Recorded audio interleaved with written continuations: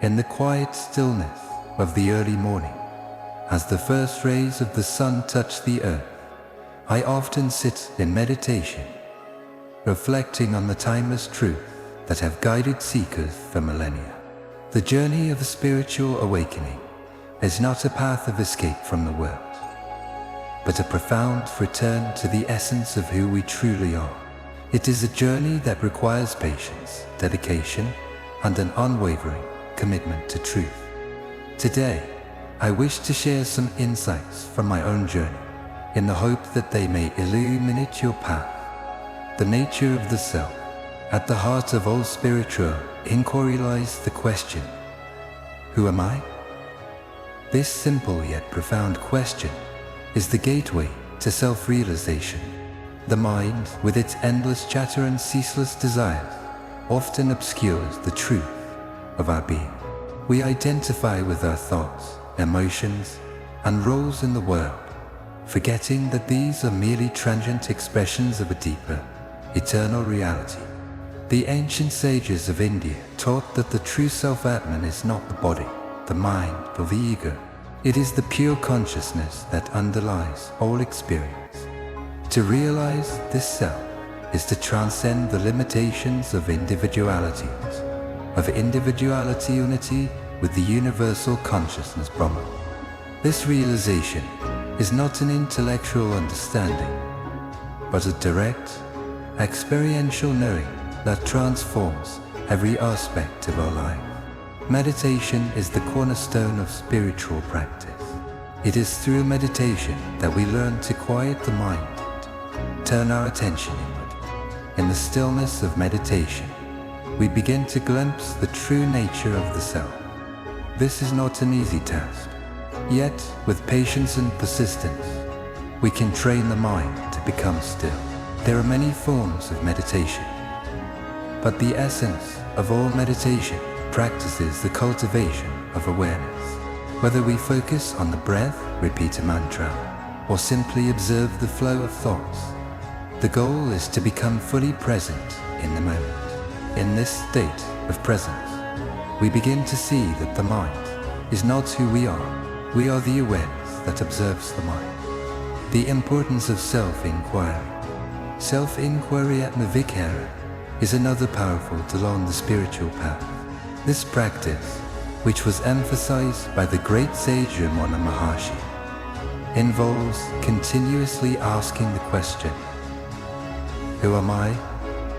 As we delve deeper into this inquiry, we begin to peel away the layers of false identification, come closer to the truth of our being. Self-inquiry is not a process of intellectual analysis, but a direct looking into the nature of the self.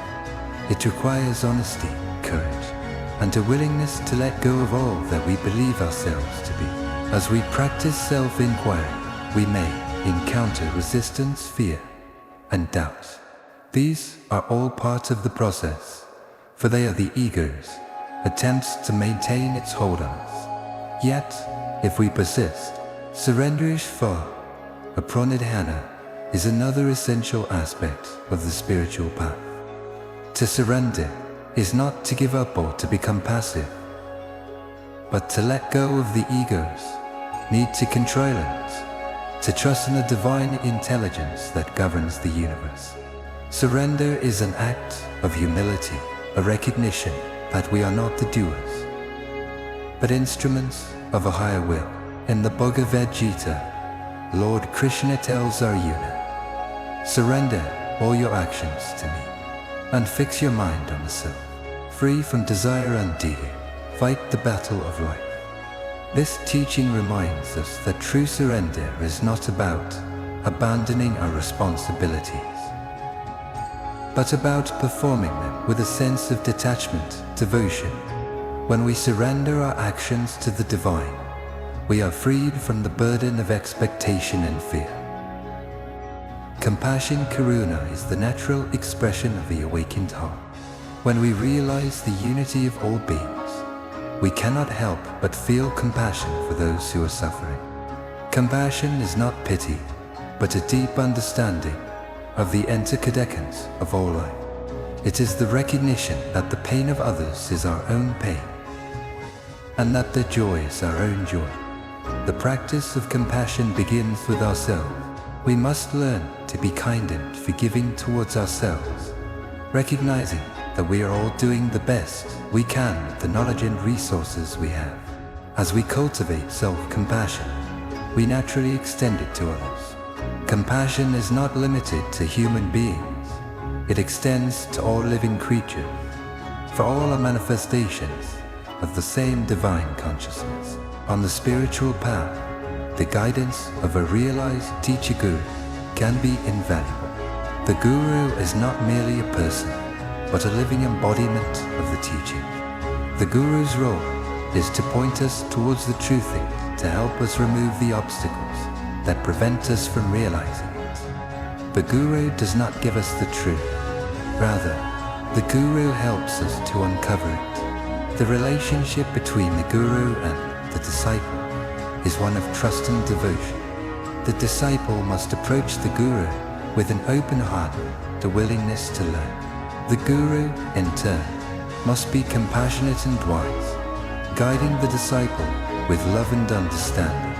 The guru-disciple relationship is a sacred bond, based on mutual respect and a shared commitment to the truth. Selfless service, seva, is an integral part of the spiritual path. When we serve others without expectation of reward, we purify our hearts and cultivate humility. Seva is not just about helping others. It is about recognizing the divine in all beings and serving that divinity. In the act of selfless service, we transcend the ego and experience the joy of giving. Seva can take many forms, from feeding the hungry to teaching the ignorant. What matters is not the scale of the service, but the spirit in which it is performed. When we serve with love and devotion, we become instruments of the divine, and our actions become a form of worship. The spiritual path is not without its challenges. As we progress, we may encounter obstacles such as doubt, fear, and temptation. These challenges are not meant to discourage us, but to strengthen our resolve and deepen our understanding. Each obstacle is an opportunity for growth, a chance to confront our limitations and transcend them. One of the greatest challenges on the path is the ego's resistance to change. The ego clings to its identity and fears the loss of control. Yet, the ego is not our true self. It is a construct of the mind. As we progress on the path, we must learn to let go of the ego and to embrace the truth of our being. The fruits of the spiritual path are peace, joy, and freedom. When we realize the true nature of the self, we are no longer bound by the limitations of the mind and the ego. We experience a profound sense of peace, knowing that we are one with the divine. This peace is not dependent on external circumstances. It is the peace that comes from within. Joy is another fruit of the path. This joy is not the fleeting happiness that comes from sensory pleasure, but the deep, abiding joy that arises from the realization of our true nature. It is the joy of being, the joy of knowing that we are eternal, infinite, and free. Freedom is the ultimate fruit of the spiritual path. When we realize the true nature of the self, we are freed from the cycle of birth and death, samsara. We are no longer bound by the illusions of the mind, and we can live in the world with clarity and compassion.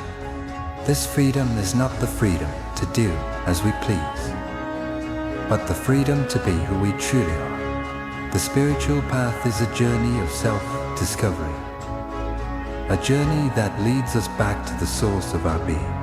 It is a journey that requires courage, dedication, and an unwavering commitment to truth.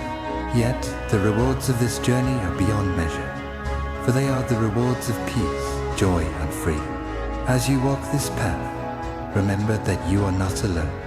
The sages and saints of all traditions have walked this path before you, and their wisdom is available to guide you. Trust in the divine intelligence that governs the universe, and know that you are always supported on your journey. May your path be filled with light, love, and the realization of your true nature. Om Shanti, Shanti, Shanti.